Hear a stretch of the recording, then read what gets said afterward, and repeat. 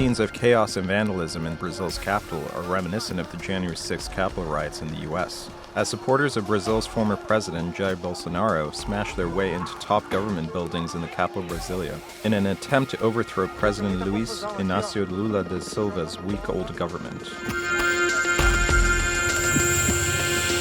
Tens of thousands of anti-democratic demonstrators stormed the Supreme Court, Congress, and the presidential palace. Protesters were seeking a military intervention to either restore the far-right Bolsonaro to power or oust leftist Lula. Windows were smashed, furniture overturned, artworks destroyed, and the country's original 1988 constitution stolen, although videos showed a limited presence of the capital's military police. Footage also showed the protesters clashing with security personnel. Brazilian authorities have launched an investigation into the attack on democratic institutions in the capital. President Lula admitted that there was incompetence or bad faith on the part of the police, vowing that those guilty would be punished. The country's Supreme Court has suspended the governor of Brasilia from office for 90 days due to the security lapses in the capital. Hundreds of protesters were arrested as police retook the damaged public buildings after 3 hours and dispersed the crowds with tear gas. The incident has sparked massive condemnation from around the world, with many global leaders speaking out against the assault by Bolsonaro supporters.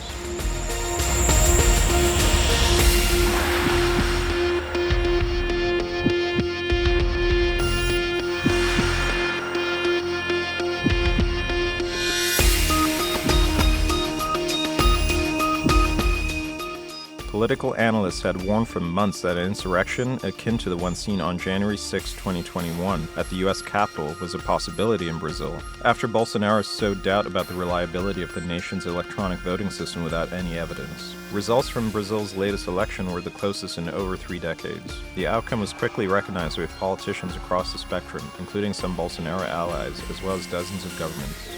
Lula blamed Bolsonaro for the latest violence and for inflaming his supporters, but Bolsonaro has rejected the accusation. Bolsonaro faces legal ramifications from several investigations before the Supreme Court in Brazil. His stay in Florida, where he had flown 48 hours prior to the violence, is also in question, since he had traveled to the U.S. on a visa issued only to sitting presidents. Several senior U.S. lawmakers are now calling for the far-right figure to be extradited to his home country.